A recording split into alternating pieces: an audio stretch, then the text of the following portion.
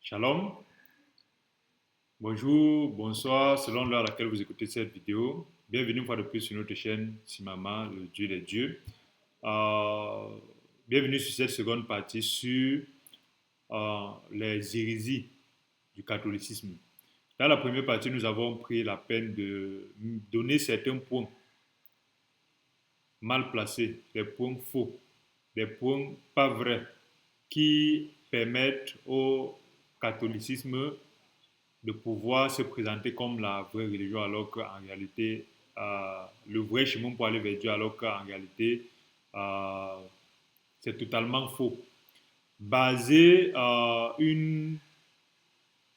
système religieux sur le fait que, sur un verset en disant qu'ils sont les descendants de Pierre, alors que quand Jésus-Christ a dit, tu es Pierre, sur cette pierre, je bâtirai mon église, c'était de la révélation du fait que Dieu avait dit, quand Jésus a posé la question, Pierre a répondu en disant, tu es le Fils de Dieu. Et c'était pour dire toute personne qui proclame en fait que Jésus-Christ est le Fils de Dieu. Différemment de celui qui peut professer que Jésus-Christ est un prophète, c'est un grand homme de paix, c'est un grand prédicateur, mais quand tu prophètes que Jésus-Christ est le Fils de Dieu, automatiquement, c'est une révélation qui te fait entrer à un certain niveau, qui te permet justement d'être effectivement un membre de l'Église de Christ, et tu deviens une pierre vivante, parce qu'il est la fondation sur laquelle est bâtie l'Église. Nous sommes des pierres vivantes de cette église-là. Et le catholicisme avait ce système de dire que le magistère ne se trompe pas, alors qu'on a vu des papes totalement méchants, des papes totalement abjects. Et on a vu jusqu'aujourd'hui, pendant tous ces siècles-là, les dégâts créés par des hommes supposés être invincibles. On a vu justement aussi des dégâts sociaux, culturels créés justement par ce système-là.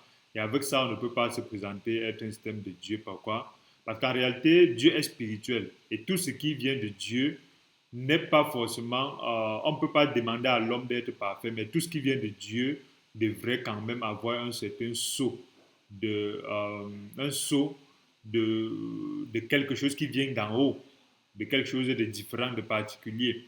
On ne peut pas être dans justement un système religieux géré par des humains les plus abjects et avec des choses totalement incroyables, fait, inimaginables, des choses que même les païens n'ont pas fait, et pouvoir dire qu'on est la meilleure.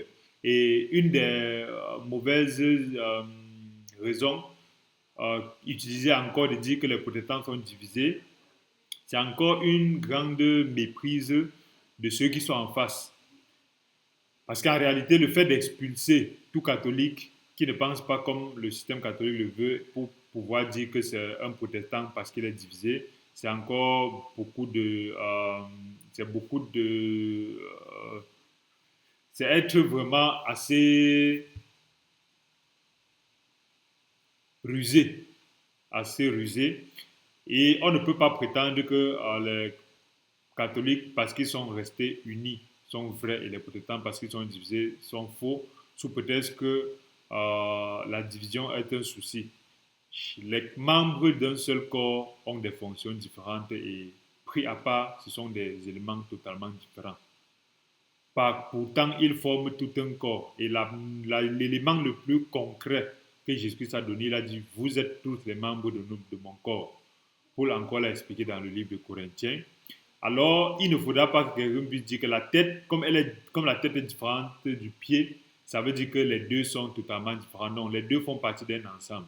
Ça donne une vision holistique du corps humain qui doit être mise en avant et non une vision partielle de chaque membre. Donc, c'est une vision holistique donc, du système protestant qui est mis en avant et non un système partiel des concepts protestants. Alors, nous parlons dans cette partie des guerres catholiques. Les guerres catholiques, pourquoi? Parce que lorsque les gens ont tué des milliers, des milliers et des milliers de personnes pour s'implanter, ils ne peuvent pas venir plus tard essayer de se passer pour des signes juste parce qu'ils essaient d'occulter cela. Parce que la capacité d'occultation de ces gens, c'est extrêmement fort. Pourquoi? Parce que, en réalité, lorsqu'on regarde le christianisme, Aujourd'hui, nous appelons plus le discipulat, parce que le christianisme même, c'est aussi un terme péjoratif. Lorsqu'on regarde le groupe des disciples de Jésus-Christ, on peut se rendre compte que lorsque Jésus-Christ est tellement puissant et tellement important, il est la systématisation de la cause et causée venue au milieu de nos semblables. Et lorsqu'il est venu, on peut se rendre compte que son importance était tellement catégorique que toute l'humanité se gère à travers Jésus-Christ. Même ceux qui le détestent, même ceux qui ne le reconnaissent pas. Parce qu'en réalité, tout le monde est croyant. Tout le monde est croyant. Le fait de ne pas croire en Dieu, ça veut dire que tu crois au contraire de Dieu. Tu crois quand même à quelque chose. Tu crois de ne pas croire. Par exemple, si on a... bref, il y a deux camps. Le camp de Dieu, le camp qui n'est pas de Dieu. Soit tu crois au camp de Dieu, soit tu crois au camp contraire au camp de Dieu. Mais en réalité, nous tous, nous croyons en quelque chose parce que l'être humain ne peut pas vivre sans croire. Parce que l'existence de l'être humain le met de telle sorte que il ne puisse pas vivre comme un robot. Parce que l'aspect spirituel de l'être humain, quelles que soient les occultations, quel que soit le fait qu'on ne se rend pas compte, l'aspect spirituel nous permet de nous poser la question d'où venons-nous, où allons-nous. Et maintenant, chacun donne son explication à travers son environnement et à travers la grâce qu'il reçoit ou pas de Dieu. Mais ça retire au fait que nous croyons quand même tous à quelque chose et tous au fait que nous ne tombons pas du ciel et nous ne sommes pas des éclairs qui venons de nulle part. Alors, on peut se rendre compte donc que l'importance de Yeshua HaMashiach, du Messie, de Christ, est tellement centrale que toute l'humanité est axée sur lui. C'est pour ça qu'on peut dire, avant lui, on peut dire moins 100, moins 200 avant Jésus-Christ. Après, on peut dire 2000 ans après Jésus-Christ, ainsi de suite. Et à cette naissance-là, on chronomètre dans l'axe du temps pour ce qui nous intéresse à nous. Et de l'année 0 à l'année 30, il a grandi. Et de l'année 30 à l'année 33, il a fait un ministère pour manifester justement le royaume de Dieu au milieu de nous. Parce que Dieu avait promis justement à Adam qu'il devait lui-même venir sur terre pour, après 4 ans et demi pour pouvoir le racheter lorsqu'Adam pleurait, lorsqu'on l'a chassé du jardin d'Éden. Et on peut se rendre compte qu'après la crucifixion de Christ, pendant 30 ans qui ont suivi, on a justement implanté ce qu'on appelait les églises. Les églises, c'est justement un groupement de chrétiens nés de nouveau. On est de nouveau d'abord avant d'entrer dans l'église. On ne vient pas à l'église pour naître de nouveau. Et il n'y a pas d'église où il n'y a pas de né de nouveau. Ne confondons pas les rassemblements religieux. Des groupes de personnes qui s'asseyent avec une maison, avec la croix dessus, dans une cathédrale. Non, ça, ce n'est pas l'église. Ça, sont des, on peut dire, c'est la religion. C'est la religion. Mais l'église, bibliquement parlant, c'est un groupe de personnes nées de nouveau, dirigées par des anciens, orientés par les saints ministères, où chaque être humain est un sacrificateur selon l'ordre de Melchisedec, a le Saint-Esprit, est saint, est connecté à Dieu et fait partie d'un ensemble. Et on se connaît tous dans une église. C'est pour ça que les églises sont d'abord des regroupements de personnes au niveau des maisons. Et les églises n'ont pas de nom. Il n'y a pas d'église avec des noms catholiques, protestants, ainsi de suite, ainsi de suite. Les églises ne sont pas dirigées par des hommes. Donc, aucune église n'est dirigée par un pasteur, par un révérend, par tout ça sont des systèmes religieux.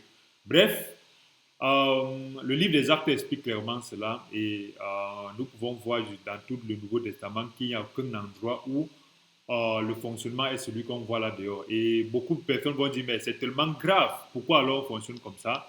Satan a beaucoup travaillé et il a beaucoup perdu.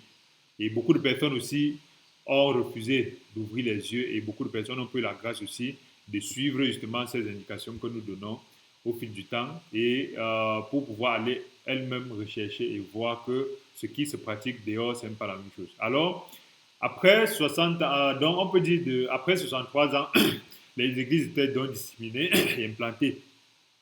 Bon, on peut regarder globalement que de l'an 0 à l'an 300, le christianisme était fondamentalement persécuté. Pourquoi? Parce que pendant que les églises s'implantaient dans le royaume le plus puissant de l'époque, qui était le royaume romain, le système romain, l'empire romain, on se rendait compte que ce que prêchait Christ était totalement différent de ce qui était fait par la notion de Dieu et des idoles qui étaient dans l'environnement où était implantée l'Église.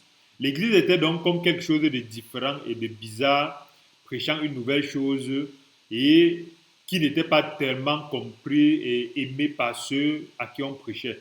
C'est pourquoi il y avait soit rapidement tu étais né de nouveau, tu entres dans l'église, soit il y avait beaucoup de persécutions. Et dans le livre des Actes, on peut voir comment on a lapidé, on a tué, on a lapidé des chrétiens, on a tué des chrétiens, on a emprisonné des chrétiens. Et ça s'est beaucoup empiré parce qu'en réalité, sur les 12 apôtres de Christ, du Yahshua, du Messie, tous, sauf un, les 11 sont morts de façon totalement atroce par la persécution. Parce que justement, nous lisons la Bible, nous lisons la parole de Dieu, mais nous oublions que c'est du sang. Les frères ont donné de leur sang pour pouvoir nous permettre cela, autant que Christ lui a donné son sang. Et Paul a été tué, Pierre a été tué, Marc a été tué, Jacques a été tué. Toutes ces personnes-là ont été tuées de façon très, très atroce. D'autres ont été brûlés dans des marmites, d'autres ont été crucifiés tête à l'envers, d'autres ont été écartelés. Quand on attache 4 chevaux sur tes 4 membres, on tape les chevaux, ils tirent et ça te découpe. Il y a d'autres qui ont été sciés, d'autres ont été pendus, ainsi de suite. Bref, ça nous garantit encore quelque chose, c'est qu'aucun être humain, si ce qu'il prêchait n'était pas si puissant que ça, il n'était pas si vrai que ça, n'aurait accepté mourir de cette façon-là. Parce qu'on ne peut pas accepter mourir pour quelque chose qu'on sait que c'est faux. Voilà une preuve encore extrêmement importante du fait que le chemin du Messie et le chemin du discipulat en Christ, c'est un chemin qui, pour que les gens puissent accepter mourir pour cela, ça veut dire qu'ils avaient déjà clairement établi que cela était totalement impensable que ce soit pas vrai. Et c'est la même chose aujourd'hui. Aujourd'hui, beaucoup de personnes disent prouvez-nous que telle chose est vraie. Non, il y a certaines choses qui ne se prouvent pas. Tant que tu n'as pas perçu, ça ne sert à rien. Certaines lois de physique dans le monde nano, dans le monde macro, on ne peut pas prouver à un ignabre dire prouve-moi que la Terre tourne autour du Soleil. À un moment donné, ça ne sert à rien. Donc, chercher à prouver aux gens que le christianisme est vrai, les autres sont non. On n'a pas, on n'a pas besoin à un moment donné. C'est un élément spirituel et c'est spirituellement qu'on sait si c'est vrai ou pas. Et pour ça, il faut déjà avoir donc justement la quintessence de ce que c'est que le christianisme. Donc, on peut se rendre compte que des années 0 à des années 300, donc, il y a eu beaucoup de persécutions. Il y a extrêmement de la persécution de ce qu'ils appelaient la voie de Christ. Et ces persécutions-là ont cessé à l'an 313 ou 12, où l'empereur Constantin a reçu justement une révélation de l'Esprit et il a donc il allait en guerre et avant d'aller en guerre, il a prié et il a dit si je gagne cette guerre, Jésus-Christ, je vais te servir. Et c'est comme ça que il a gagné la guerre, il a servi Christ et il a donc imposé et implanté le christianisme qui était jusqu'à là persécuté comme la religion d'État. Et on peut se rendre compte que, quel que soit ce qui s'est passé, les chrétiens n'étaient plus dans. Quelle que soit la persécution pendant ces 300 ans-là, ils fonctionnaient toujours, mais en mode, justement, en mode non public.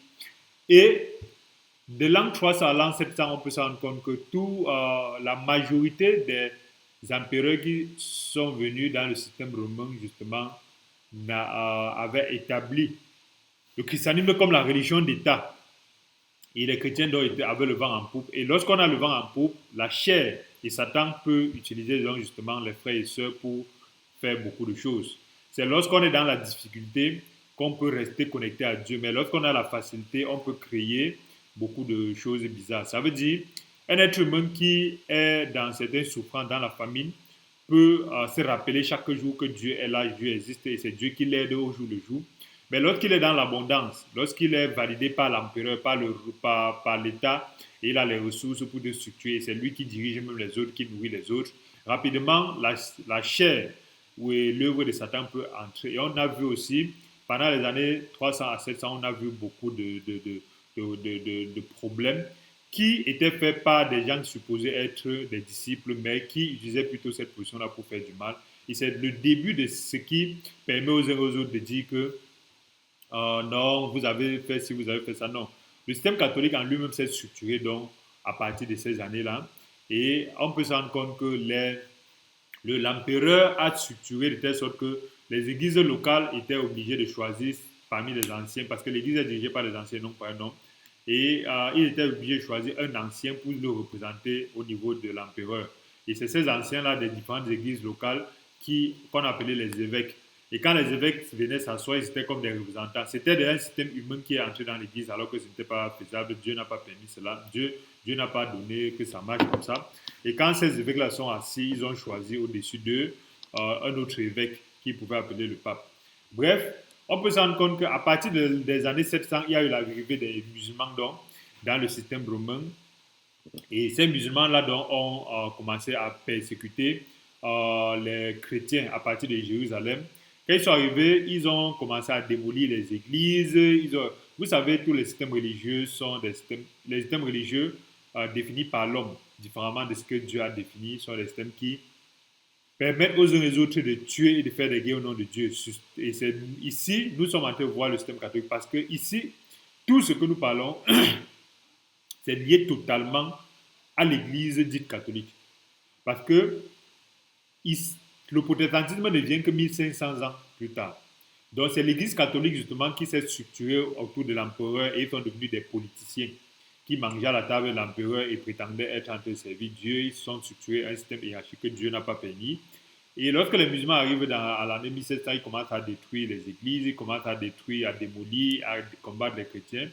Bref, il y a donc une persécution des musulmans qui, au fur et à mesure, s'est accentuée jusqu'à ce que des années 1700 à des années 700 aux années 1575, ils ont vraiment commencé à excéder. Et les catholiques donc se sont mis ensemble pour pouvoir créer ce qu'on appelle des croisades. Pourquoi? Parce que à partir de Jérusalem, les musulmans dans la persécution, ils ont commencé, au-delà de la persécution, de la décision des églises et de la tuerie des chrétiens, ils ont commencé donc à interdire l'accès à Jérusalem aux chrétiens. C'est donc en 1975, en 1075, qu'ils ont interdit l'accès de Jérusalem aux chrétiens. Et les chrétiens n'ont pas supporté, les catholiques n'ont pas supporté cela. Et en 1095, le pape Urbain appelle à la vengeance en fait, des chrétiens qui devaient aller donc justement à Jérusalem pour pouvoir combattre les musulmans et les empêcher d'interdire l'accès à Jérusalem.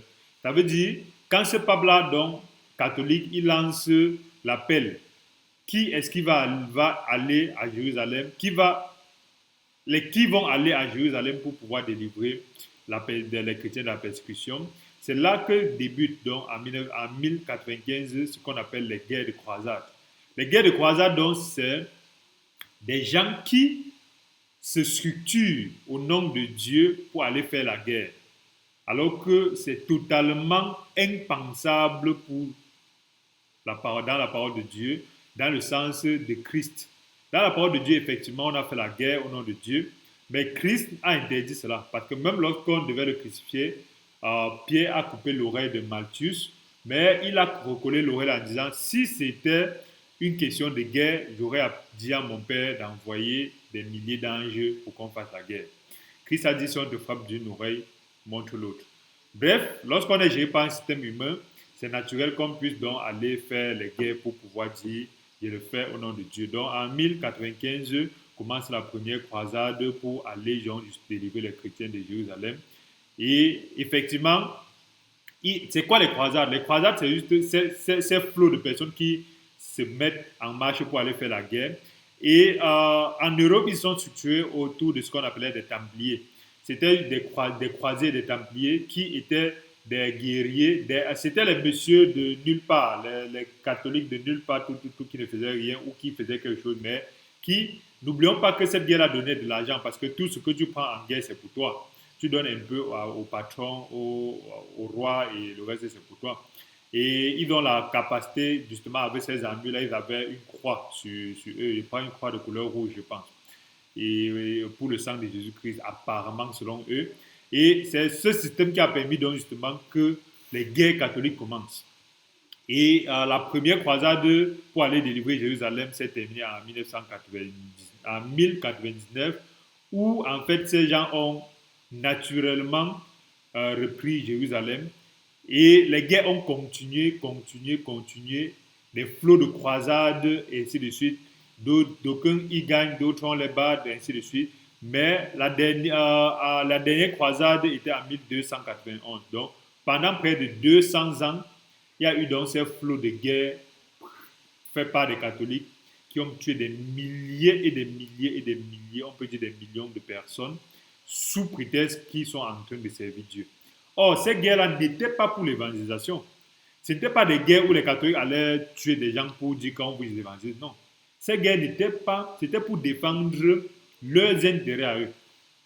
Donc, c'est ces éléments-là qui nous permettent de dire des gens qui ont autant tué ne peuvent pas venir prétendre être en train de servir quelqu'un qui a dit qu'il ne tue pas. Parce que au début, les disciples étaient dans la paix. Ils étaient persécutés, mais ils n'adoptaient pas en réalité ces aspects de rendre le mal par le mal.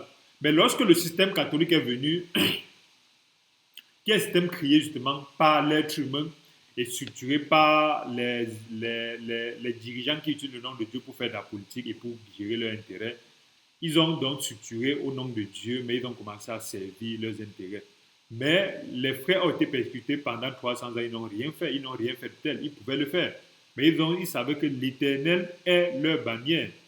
Et avec l'arrivée de cet empereur chrétien-là, même à ce moment-là, les persécutions n'étaient pas dans le sens des catholiques. Et c'est pendant le calme et la paix donnée par l'empereur Constantin qu'ils ont donc structuré ce mécanisme-là. Et ils sont structurés pour pouvoir créer justement ce qu'ils appellent le Vatican et l'Empire catholique avec pour siège Rome. Et pendant ce temps-là, il y a eu une scission entre les catholiques et et les orthodoxes qui sont allés s'installer en Turquie. L'église orthodoxe en Turquie, et parce que justement, avec les catholiques, quand tu t'entends pas avec eux, ils t'expulsent et ils te traitent de rebelle. Bref, la tête de l'église catholique orthodoxe aujourd'hui, je pense que ça doit être en Russie. Bref, lorsque ces croisades-là sont passées, nous pouvons donc comprendre que il y a eu des milliers, des milliers, des milliers de victimes. Des milliers de victimes. Pourquoi? Parce que lorsque il tue au nom de Dieu, ne distingue ni femme ni enfant. C'est interdit pour des personnes qui pratiquent ce que Jésus-Christ a enseigné de faire cela. Mais jusqu'aujourd'hui, ils ne se mettent pas à jour. Ils savent seulement essayer de cacher cela ou essayer de spiritualiser, essayer de dire, bon, oui, ça s'est passé, mais vraiment, ainsi de suite. Ils oublient en fait que devant Dieu, il n'y a pas hier, aujourd'hui. Lorsqu'un système est pourri, il est pourri. Donc, on peut voir que de 1095 en 1291, il y a eu plusieurs flots de croisades, parce qu'il y a eu un autre flot en 1148, il y a un autre flot en 1187, il y a un autre flot en 1203, mais à la fin, en 1291, les musulmans les ont vaincus et ils étaient obligés de rentrer à la maison. Et rien ne peut justifier justement cela, et ça ne s'oublie pas. Et des gens qui ont fait cela ne peuvent donc pas venir se prétendre être en réalité des personnes qui servent Dieu. Et la Première Guerre mondiale aussi a eu des encouragements des papes, la Deuxième Guerre aussi. C'est quand ça s'est aggravé que les papes ont commencé à se mettre de côté. Mais en réalité, ce sont des gens qui ne servent que leur intérêt. Bref, n'oublions donc pas que ces guerres-là ne sont pas un signe des gens qui peuvent se prétendre l'enseignement de Christ. Pourquoi? Parce que si on ne connaît pas l'enseignement de Christ, on peut douter, on peut mélanger. Mais lorsqu'on connaît l'enseignement de Christ, on peut se rendre compte qu'aucune violence n'est acceptée, aucune tuerie n'est validée. Merci d'avoir écouté cette indication, cette exhortation sur cette série. La prochaine, nous allons voir prochainement point par point les hérésies du système catholique. Et n'oublions pas que ici, nous ne sommes pas contre l'individu catholique, mais nous sommes contre un système qui se présente en ange de lumière, qui, parce que on s'habille en des longues tuniques noires, blanches, on est là, on joue au doux, on adore Marie, on dit qu'on a les hôpitaux, on a les écoles, on se présente justement comme si, en réalité, on était une prostituée qui oublie son passé. On est une nonne qui a oublié son passé. Oui, le passé doit être oublié, mais on ne peut pas oublier son passé et attaquer les autres. Nous parlons de la doctrine catholique parce que ces derniers temps-ci, il y a des mécanismes des prêtres et des personnes d'obédience catholique qui sont en train de distiller et qui sont utilisés par l'ennemi pour fracturer le corps de Christ en prétendant justement que les protestants, justement, ce sont des diables, ce sont des mauvaises personnes, ainsi de suite. Et pour ça, il est important donc de regarder justement quelle est cette personne-là qui prétend être un saint alors que sa nature même, sa fondation et ce qu'elle a fait dès la création, c'est quelque chose qui a été caché, mais qui, lorsque on révèle, on analyse, on regarde, on se rend compte que c'est vraiment quelque chose qui est indigne du Christ qu'ils sont en train de présenter. Merci, si cette vidéo vous a béni, n'oubliez pas de vous abonner. Nous sommes à la suite sur les hérésies. Point par point, on va voir la mariologie, on va voir la papauté, on va voir les indulgences, on va voir les idoles, on va voir l'Assomption, on va voir la pédophilie, tous ces éléments-là, point par point. Merci et à bientôt.